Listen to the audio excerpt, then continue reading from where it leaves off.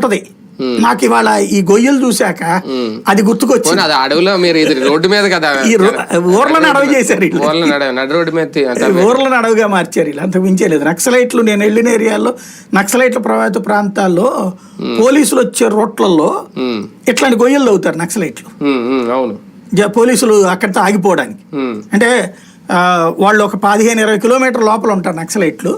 వీళ్ళ వెహికల్ ఆగిపోవడానికి పోలీసులు ఆ రూట్ లో రానియకుండా తవ్వేసి ఉంచుతారు, కనకాలు తవ్వేసి ఉంచుతారు. ఎందుకంటే వాళ్ళు నడుస్తూనే తిరుగుతారు. వీళ్ళు వెహికల్ లేకపోతే ఎక్కువసేపు నడవలేరు పోలీసులు, దాన్ని అడ్డు పెట్టి చేసేవాళ్ళు. కానీ ఇక్కడ జనాన్ని కంట్రోల్ చెయ్యాలి అని అనుకోవడం ఒక కక్షపూరిత రాజకీయం అనేది స్పష్టంగా కనిపిస్తుంది, కాదు అని అనలేము అక్కడ.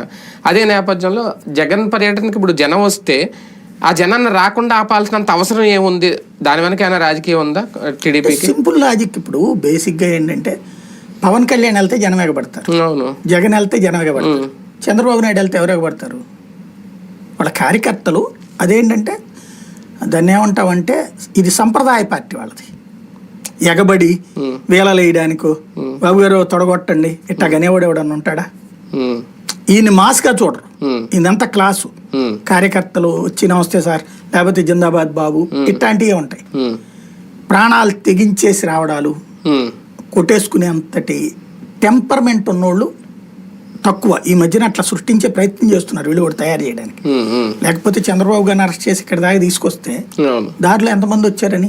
ఆయన ప్రశాంతంగా వచ్చారు, రోడ్డు మీద ఎక్కడ ట్రాఫిక్ జామ్ అవ్వలేదు. అది ఒక చిలకలూరుపేట దగ్గర అనుకుంటా, అది కూడా 50 మంది 100 మంది కాజా టోల్ గేట్ దగ్గర కొంతమంది వచ్చినట్టున్నారు. అలాగే వెహికల్ అయితే ఎక్కడ ఆగలేదు. అంటే జనం ఎగబడి రోడ్డు మీద నుంచి ఉన్నది కూడా లేరు. లేదు అదే అంటే వాళ్ళకు ఉన్నటువంటి ఇదేంటంటే అలాగని ఓట్లు తక్కువ